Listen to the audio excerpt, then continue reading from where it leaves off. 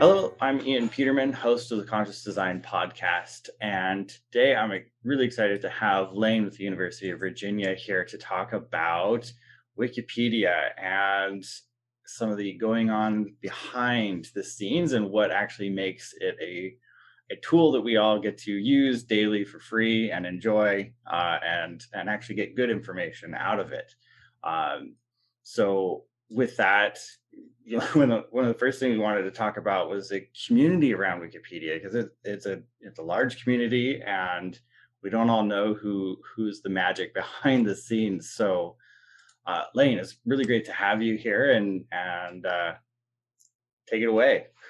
Thanks for having me, Ian. Of course, I like talking about Wikipedia. Of course, I like talking about the Wiki community. Maybe the first thing that I'll say is that there is a Wikipedia community.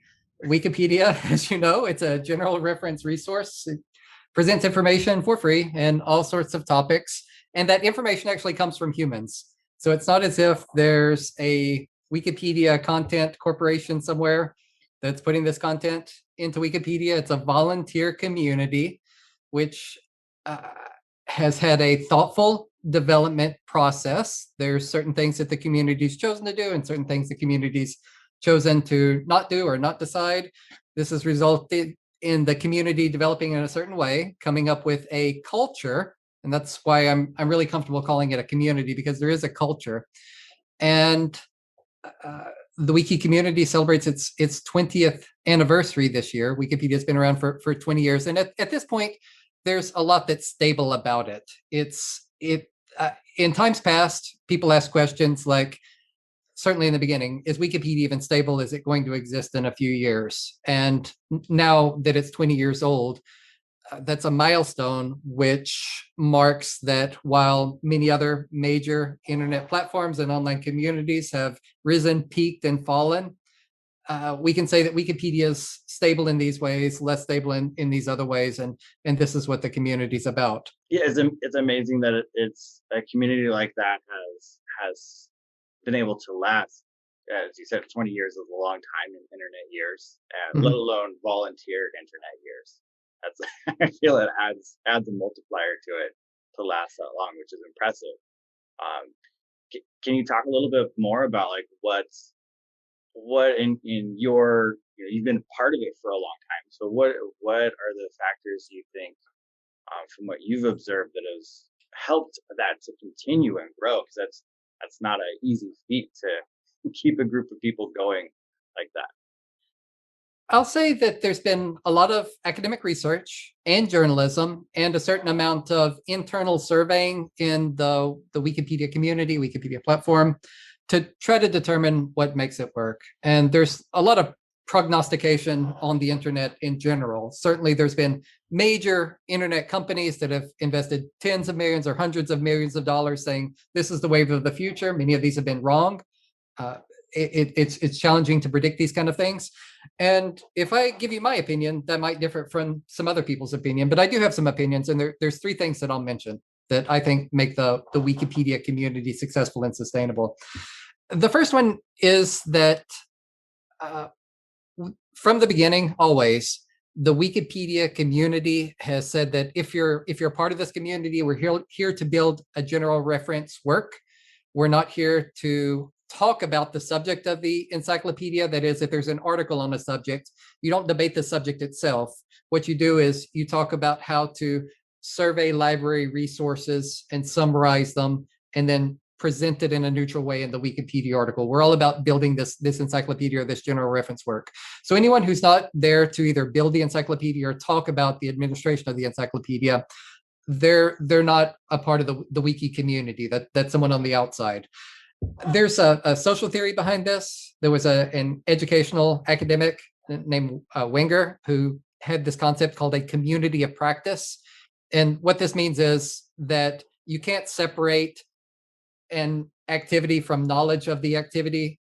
Another way to say this is it's not possible to understand Wikipedia without actually editing Wikipedia and experiencing Wikipedia. So although we have lots of help manuals and documentation, although there's been so much research, to really understand what we're doing, you have to actually practice it. You have to actually have the experience of sharing general reference information, and that's a common experience among all the Wikipedia community members.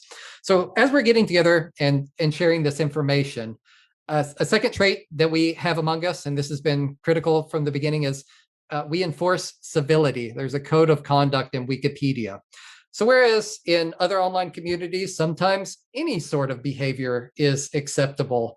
We won't mention names. Yeah, we won't mention names, and we won't mention the kinds of behavior that happen online. But in Wikipedia, we treat each other with respect. There's no name calling, there's no insults. Of course, this happens in Wikipedia. There's conflicts of all kinds. Inside Wikipedia, we have dispute resolution processes. We even have a justice system. If somebody disputes the dispute resolution process, or if there is name calling, or if there is a personal conflict between two people, we have different ways of mediating these kind of things. And of course, there's criticisms about Wikipedia's justice system. I think it's pretty good, especially in comparison to other places on the internet. And I think it gives a lot of satisfaction, and people at least know that it's in place, and at least know you're supposed to behave when you're in Wikipedia. And I think just even knowing that this rule is in place, that's a strong motivator that keeps the community together, even when people observe failures, or even when there's a failure in an individual instance. The third thing I'm going to mention, so I said that there's a justice system in place, and that also means that there's enforcers, there's different people who do this. But part of the governance philosophy of Wikipedia, it's anarchism. Wikipedia, it's not quite an anarchy, it's not quite a democracy. Anytime you have an online community, there's going to be multiple governance systems in place. But when I say it's an anarchy, I mean that there's no hierarchy, there's no leader, there's no king or queen or regent of Wikipedia. There's no person who sits in a position of power, and because of that position of power, people automatically defer to them because of the role. We try to avoid appointing anybody with power. Of course, sometimes it happens, even in anarchist systems. But we try to make our decisions based on community consensus. Every time that there's some kind of dispute or some kind of policy issue that needs to happen, we invite everybody to the conversation. We discard any rank. Of course, people have reputations. Some people have stronger voices and better articulate themselves. But whenever possible, we try to let newcomers and diverse voices into a conversation on equal ground with everybody else. And this plays out over and over again in every kind of decision that we say. There's no leaders. There's no one person that if you convince that person, you get your way. It's community at every decision-making process. Well, it seems like a good system. Obviously, it's worked, and it seems attractive, right? It seems attractive to especially people that are trying to research and put together information. Having a neutral system as much as possible would facilitate that. So that seems like a very, now that you're saying it out loud, it's like, oh, that's a very logical decision. That's that's right in line. That obviously, as we have many examples online, that's not necessarily the logical choice that we all reach towards. That's right. Every online community is going to have some kind of government system. They're going to have conduct expectations, and they have certain kinds of activity that's allowed and not allowed. And this is the way that Wikipedia determined itself. And when I say governance, there's a lot of gaps in this. So if you say something like it's an anarchist system and we're not going to have leaders, then you might wonder, well, what do you have? Of course, we have laws. In anarchist systems, you can still have laws, you can still have rules. You just avoid this like leadership role whenever you can. You make it ad hoc if you need it, and it comes to pass. So different websites try different things, and this is my view of how Wikipedia does things. Got it. And so with this, we talked a little bit about consumer advocacy as some of the data that you work with, and information. And I feel like that ties into community, because it's very much like what you're talking about, and how the Wikipedia community has come around is very, everyone's involved. There is no rank, right? Everybody That's can right. at a table, everybody gets to see the same information, hear the same information, and then make a decision based on that information. And I feel like that really ties into customer advocacy, because that's kind of what that is. It's saying, hey, the customer should be able to see the data and hear the data and then make a decision. So how does that how has that path gone with Wikipedia and customer advocacy, and how do you feel that's going?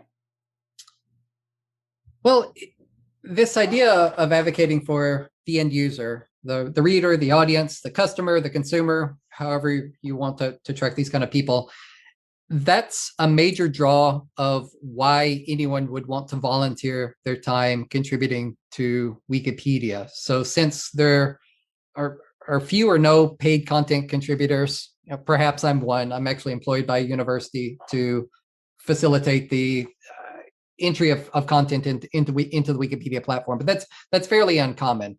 When there's so much volunteer recruitment and you have people in so many countries in the world volunteering their time in Wikipedia, they're doing this for a number of reasons. A common reason is that they feel like it has impact. They feel like they're sharing information that would either satisfy someone like them or bring some kind of benefit into the world. And if we weren't continually thinking of the end user, then we wouldn't have this kind of brand or reputation or image that we're on the consumer side.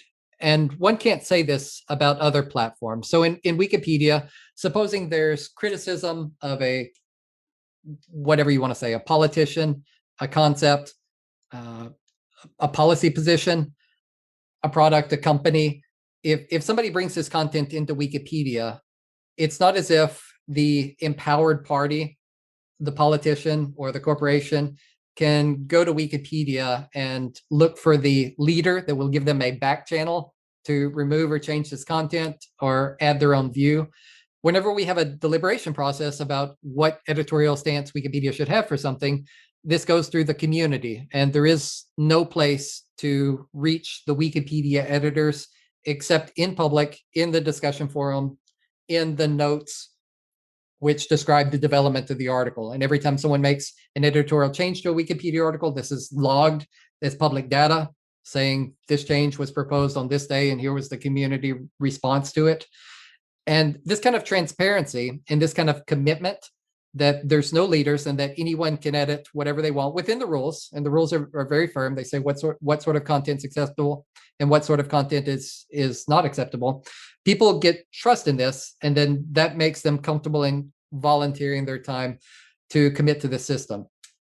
So, for example, you could have difficult situations where, say, corporations are on one side of an issue and you have advocacy groups on another side of the issue.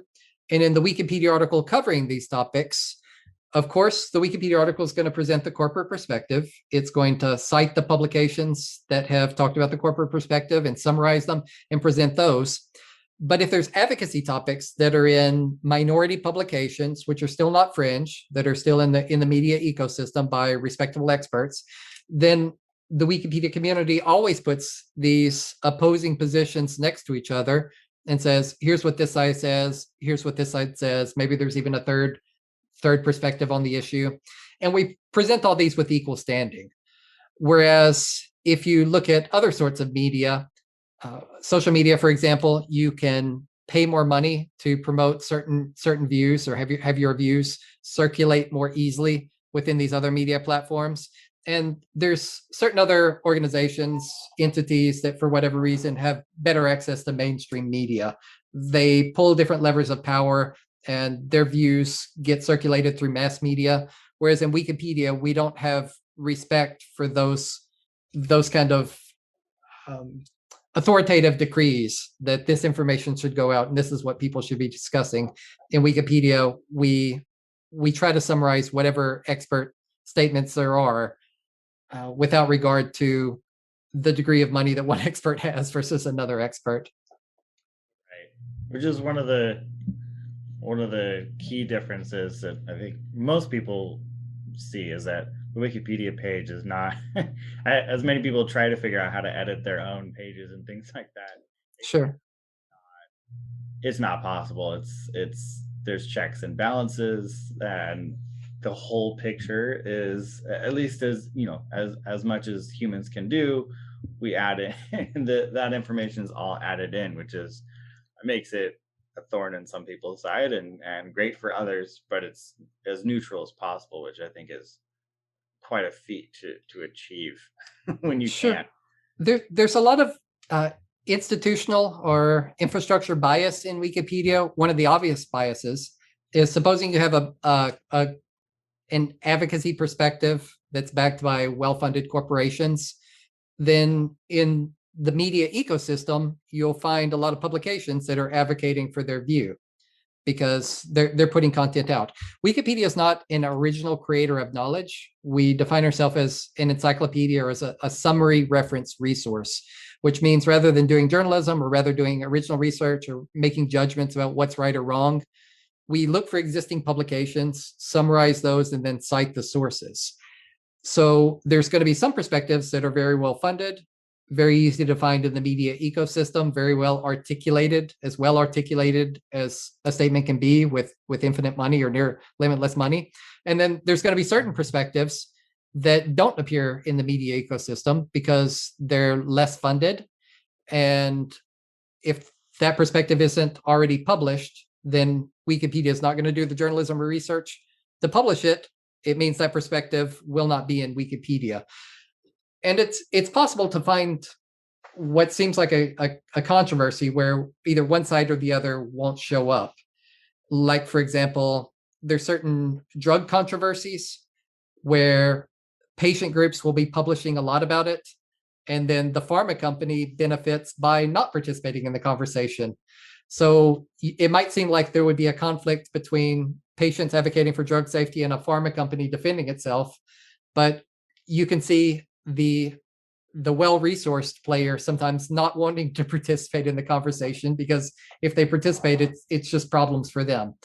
More commonly, though, you see the opposite, where there's some kind of local or community or subject matter expert hero who has something that's very important to say, and they either have in-person supporters or they have a fan base online in social media, but they're not covered by journalism or research. What they have to say has never actually appeared in third-party media. So their following is based on what they've said and what they publish themselves, which is considered primary information. And Wikipedia doesn't interpret primary information. So if you have these kind of statements, they don't migrate into Wikipedia. We exclude them until and unless someone presents these in third-party publication. That's a very common bias. Okay. So that's because is there, the logic behind that? Like what makes, right? Is it like primary, anybody can say anything pretty much, and that runs a risk of misinformation? Or like what is that kind of logic process to exclude primary and rely on tertiary? There's a few processes. One is just as you said, as a primary source, people can say anything. And even if they're a subject matter expert, you don't know if they're speaking, I don't know what the phrase, ex cathedra, like the Pope. The Pope can casually say something, but if he's sitting in his chair giving an official proclamation, it's considered infallible and ex cathedra. There's not this kind of formality with someone tweeting something out. If they go on Twitter and then they say something, we don't know if that's an official statement in their expert capacity. They're not expecting an interrogation. We just don't interpret primary sources. So that's one thing. If someone's speaking offhandedly, we just don't want to make an assessment about how serious they took this. Another thing is we can just question if something's so important, then why is it that there's only one person in the world who's spoken about it? Why hasn't it ever been covered by someone else? And that's a bit unfair, because we have situations like we're in the United States right now, but for example, in India, there's entire palace complexes, entire temples, large ruins. It's obviously big buildings from another era, golden age of India, that have never been featured in any publication.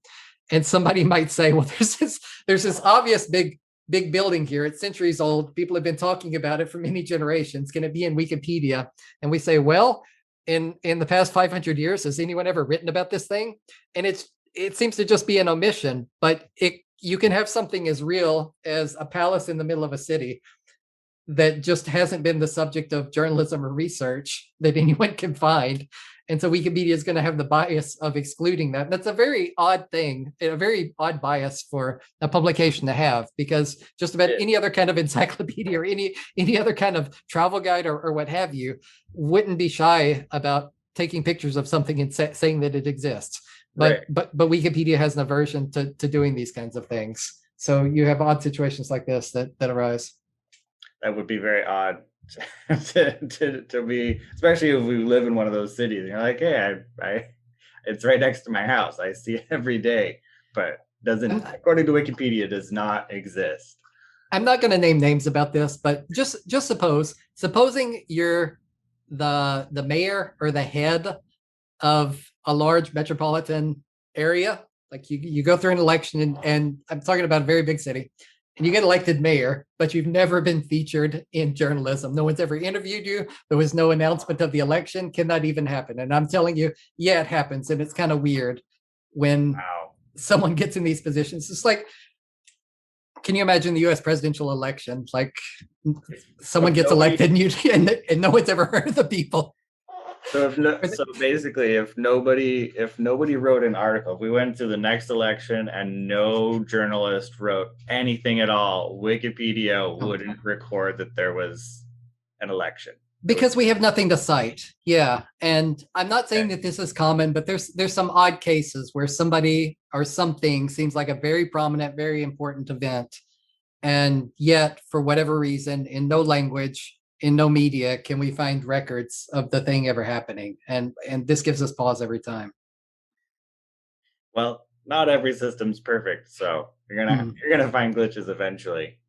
Well, with all this kind of wraps into the next thing we want to talk about: data ethics. So we talked about that, like the data ethics of Wikipedia and kind of in general. This is something that you work in. How does that play into all of this? Because it's obviously a lot of information. There's even, medical information. Not that you want to diagnose yourself off of Wikipedia, but how does that process look? What do you guys go through? And tell us a little bit about that data ethics side, which I feel is important. Sure. I'll start by saying I'm at the University of Virginia. I'm in something called the School of Data Science. Within the School of Data Science, I'm in a department or division called the Center for Ethics and Justice. And what I do more than anything else in Wikipedia is share health and medical information in Wikipedia, including medical data. So you mentioned medical information. No, you shouldn't diagnose yourself with Wikipedia. However, I assure you that a lot of people use information in Wikipedia to inform their medical choices and healthcare decisions and the way that they talk with their friends and families and doctors when they're trying to learn about medical issues. Concerning ethics in general, the world is changing quickly. People have a lot more access to data. People have a lot more access to the tools which interpret data. Different people are going to have different things to say about this. I'm going to just draw a line to say what's the line of where did that ethics go. And the line is when anybody makes a tool, makes a product, uses data for anything, is the benefit going to entities which have more power and enriching them further, typically at the expense of people who have less power? Or is the benefit going to disempowered, less empowered people with less agency? And the trend in data science, data development, in a lot of ways, undoubtedly, many tools are increasing the overall wealth and the access to resources that people have in general. But when it comes time to divide the resources, most of the resources tend to go to people who are already wealthy, and new data products tend to take resources away, despite maybe giving them other resources, but tend to take the resources that get divided away from the less empowered people. So there's a lot of ways to explore data ethics in Wikipedia. Of course, we're trying to benefit everybody. I'm not saying that Wikipedia has an agenda, but perhaps sometimes if somebody has volunteer time to give, they're going to give more of their volunteer time to communities which are underrepresented, less able, and people tend to volunteer less time in Wikipedia to say, improve the reputation of corporations, these kinds of things. So that's the way it works. Data. So besides just considering who does a tool benefit, when I'm talking about data, let me say the difference between data and other kinds of information. And different people are going to have different definitions of what data is. But when I'm talking about data, when we're talking about data in Wikipedia, data is the information that a machine would read, a computer would read, and the prose or images or non-data is what's human readable. So anytime anyone's curating data in Wikipedia, what they're expecting to do is to optimize information for circulation through perhaps commercial products, Google or Bing or Apple, Siri, Amazon's Alexa, all of these slurp up data out of Wikipedia. And if someone asks them a question, they have an easier time reading the structured data rather than the prose of the text of the encyclopedia or interpreting images, doing machine recognition of what the images are. Other things that you can do with data are data visualizations. So for example, there's been a lot of experiments in the past year in Wikipedia, dumping data into various repositories in the Wikipedia platform, using them to generate graphs about COVID infection rates, vaccination rates, putting these things on maps and charts and timelines. So whereas it would be very tedious to have a statistician interpret all these things and then have a graphic designer generate the appropriate charts for humans to read, if you can pull in the data and you say, well, what's good for Sweden is good for the United States and good for India, you develop a way of interpreting common data sets for one place, and then it tends to be reusable at scale in Wikipedia. Wikipedia is the encyclopedia. I'm going to say this also. There's a family of related projects. We call them all Wikimedia projects. Okay. And I'll give you an example of a few. So Wikipedia is the text of the encyclopedia. We have something called Wikimedia Commons, which is where we store all the images. So for example, if you have a biography and you have that biography in multiple languages, often you can just use the same image across languages to profile the person. And so we store the images in one place and then reuse them in different language projects. So we have that. There's something called Wikidata. And that also is often language indifferent, meaning if you have numbers, this person was born on this day, they died on this day, this is the population of a city in a certain time and place. So you put the population in Wikidata, and then for the 300 languages of Wikipedia that exist, then that population can just appear as a number because numbers translate very easily. Right. So by and by, we're trying to convert more information in Wikipedia articles to structured data. And this assists with translation. It assists with modeling. It assists with easier access to these kinds of things. But yes, different issues come up. Biases in the data, different levels of access to data, and we're continually having to discuss what's right and wrong with data in Wikipedia and what's right and wrong with data in the broader world as people are considering new data products outside of Wikipedia. Right. Well, that's interesting how you're breaking it up. So you're the Wikipedia that we think of, right? The average user enters Wikipedia and really they're using multiple products without knowing it because of how you're having to structure it for search engines to be able to actually pull up the information and find that and call it out. That's exactly right.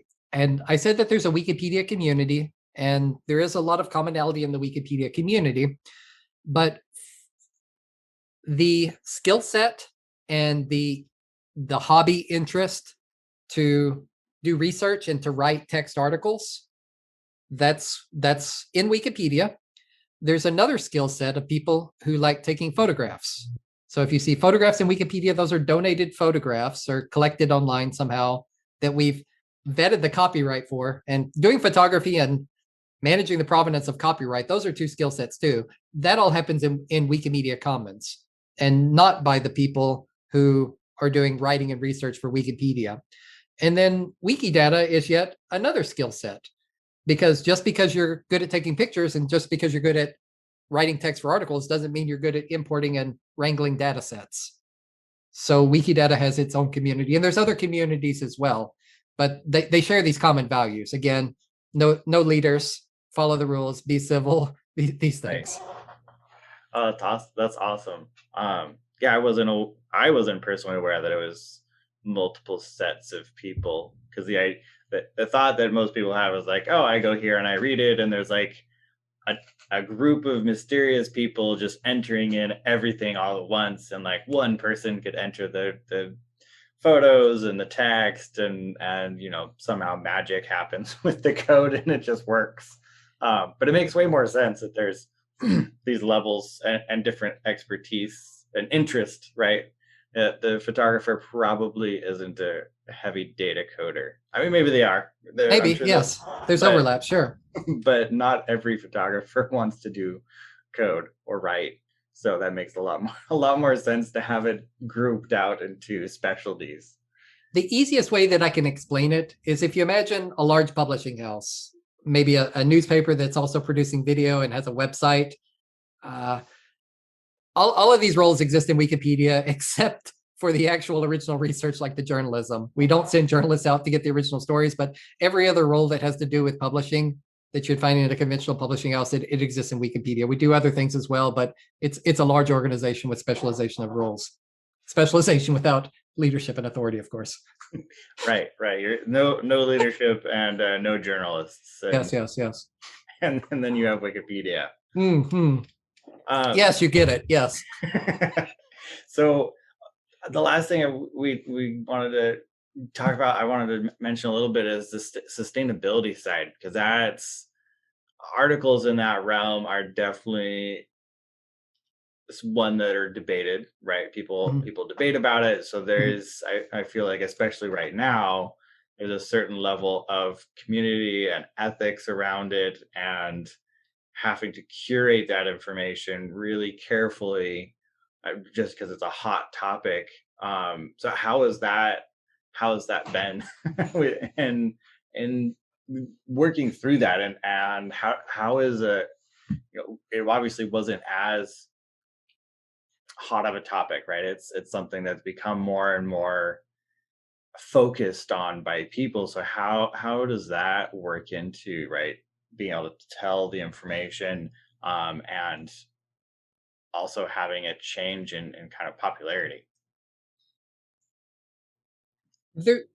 There's no one in Wikipedia who dictates what everybody's going to do. It's not as if someone can say, you guys go do this one thing. People propose ideas, and if it's a popular idea, if people want to volunteer their time doing it, then that's what they do. I'm telling you that sustainability is one of the more popular ideas in Wikipedia. It gets discussed in many communities, many languages, many cultures. I think it's a candidate for the most popular group of content development in Wikipedia, and the most organization. And that's not to say it's huge, and that's not to say that everyone participates in it, but it's popular and recurring, and it gets a lot of attention. People engage with the concept of sustainability in different ways. The way that many people would think of is content creation. In Wikipedia, the encyclopedia, people coordinate themselves in subject matter interest groups. We call these wiki projects. So there's a wiki project climate change. And anyone who is interested in monitoring all the Wikipedia articles for climate change, they can go to this wiki project, talk with other people who are monitoring and developing these articles, and they can coordinate. Sustainability means more than climate change, though. For example, one of the articles that I worked on was the concept of antibiotic use in livestock production. If you don't know about this idea, I'll explain it briefly. Antibiotics, they treat disease in humans. You can use these same antibiotics in farm animals. And if you give farm animals antibiotics continuously, considering their lifespans and their lifestyles, they tend to resist illness more. But at the same time, if you're continually feeding these animals antibiotics, there's drawbacks to it. It builds up something called antibiotic resistance. The antibiotics get less effective over time. So when I edited this article, I tried to do a survey of what information exists on this. And I found a lot of advocacy groups who are saying we need to mind antibiotic resistance. We don't want this to be a thing. There's a right way and a wrong way to use antibiotics, even in animals. It shouldn't be completely unregulated globally, because if you have one country that doesn't have regulation on this, they can actually change the environment of bacteria for the entire world and build up different kinds of antibiotic resistance. So I added whatever information I could. And this is an example of an advocacy issue that somebody might pick up on Wikipedia and how they share it. The idea is I edited this article because I wanted other people who were looking for information on antibiotic resistance to be able to find it online. That was my wish. And for them to also see who's ever published on this, who are the experts in the field, these kinds of things. What I couldn't find was any sources to cite from the livestock industry, the meat production industry. So this is one of the examples where you have consumer advocacy groups who talk about an issue, and there's no debate with the other side of the issue. If you want to know what the livestock industry thinks about it, well, one of the things they think about it is they're not going to be caught in a panel debate with the consumer advocacy side of it, despite this being an issue and what it is. And you find other perspectives, like the veterinary perspective, which isn't on one side or the other necessarily. They're just looking for appropriate use in animal care and protection of the antibiotics, Right. To benefit industry and also to advocate for the other side. So these kind of things happen. This is content creation. Another way that we could look at sustainability is meta sustainability. What is the sustainability of Wikipedia and the Wikipedia platform itself? We've considered things like, what is the carbon footprint from an environmental perspective of running the Wikipedia servers? And we asked for those. There's an organization called the Wikimedia Foundation that pays for the servers, operates things, does things that the community of volunteers wouldn't do, and they give this kind of report. So we have these reports. These are, you could say, celebrated by the community. We really respect this kind of transparency in many things, not just for carbon footprint. But when these kind of transparency reports come out, the community discusses them among ourselves and says, how do we interpret these numbers? What do they mean? Are these the kind of numbers that we want? What should we think of these kind of reports? Other kinds of sustainability are sustainability of perspective. So supposing we're going to be talking about a global issue, maybe we're talking about climate change, maybe we're talking about sustainability from some other perspective, but how do we get diverse voices in the room so that not everything we're saying is the perspective of, say, editors in the United States? When you have a sustainability discussion, should you get local community stakeholders to write about these things in their own language for their own community? Or is it just necessary? Is there really no way to do that? And we regret the colonialism, but if we don't publish this information somehow right now, then we can't foresee this information being available in these communities in the coming years, and it's urgent to share this information right now.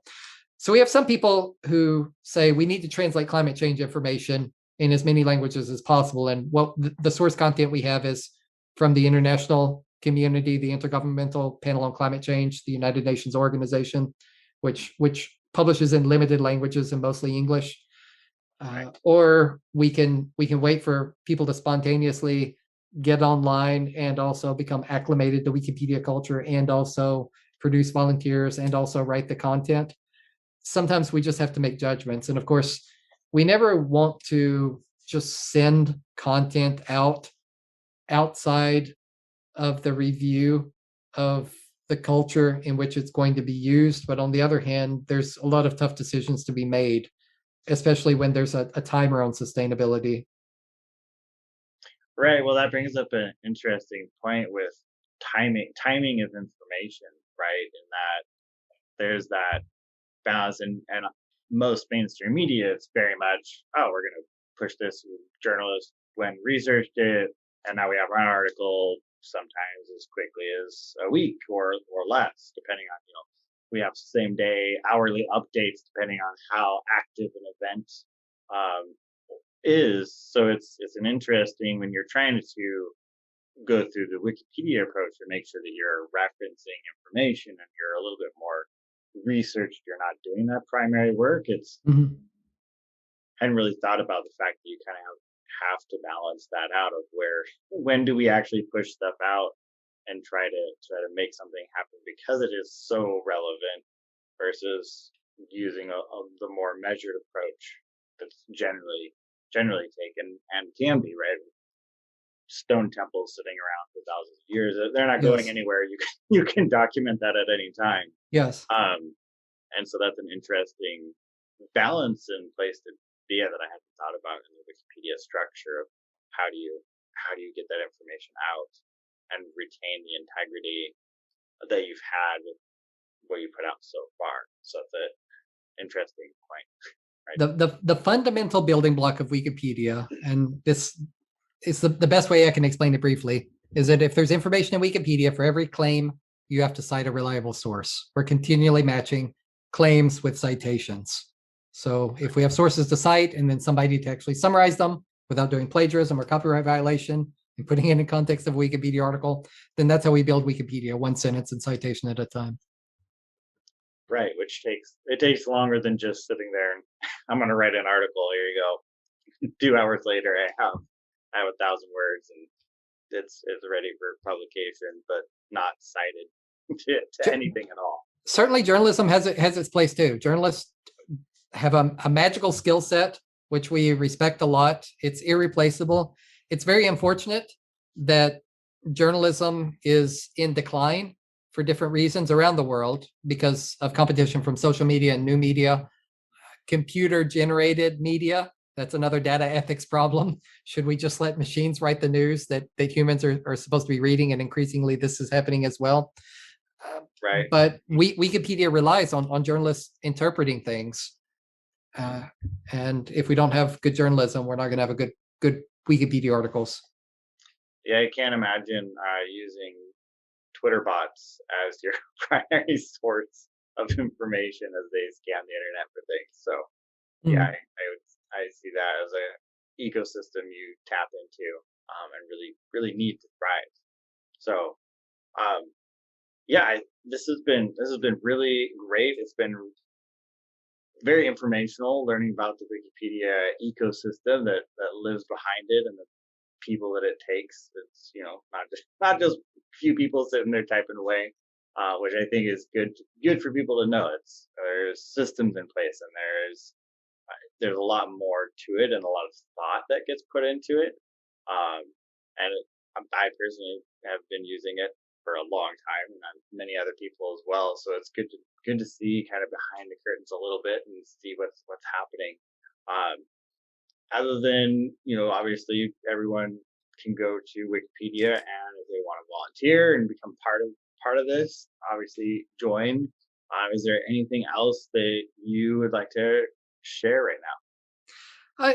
I'll just say I won't tell anybody that Wikipedia editing is certainly for you. There's a lot of people who try it and it's just not for them. So I'm not going to have an open call saying everybody should go edit Wikipedia. However, I'll say this. If there's anybody who's wiki curious, you can go to Wikipedia, create an account, try adding one sentence and one citation. Wikipedia has been around for 20 years. Had you done this 20 years ago, you'd remember it to this day. I meet people who said, I edited Wikipedia one time 10 years ago, and I still remember my experience. So if you're expecting that there's going to be a free and open media ecosystem that persists, maybe Wikipedia will last another 20 years. Maybe it's going to be replaced by some project that's its legacy. But if you want to give it a try, a good first try would be just adding one sentence and one citation. Go into read a reputable news source, find an article, find something to cite, and then try to get that sentence and citation in Wikipedia. If you do that, you'll remember, and you'll have that community of practice understanding of how Wikipedia works that you can't get otherwise. That was a great suggestion. Good way to dip your toe and get to know it. And then if you don't like it, Not That's have to worry fine. about, Yes. you're not committing to a whole article, so you can back out gracefully and move on. So perfect. Well, thank you, Lane. I really appreciate your time being here on the podcast, and thank you. Thanks for having me, Ian.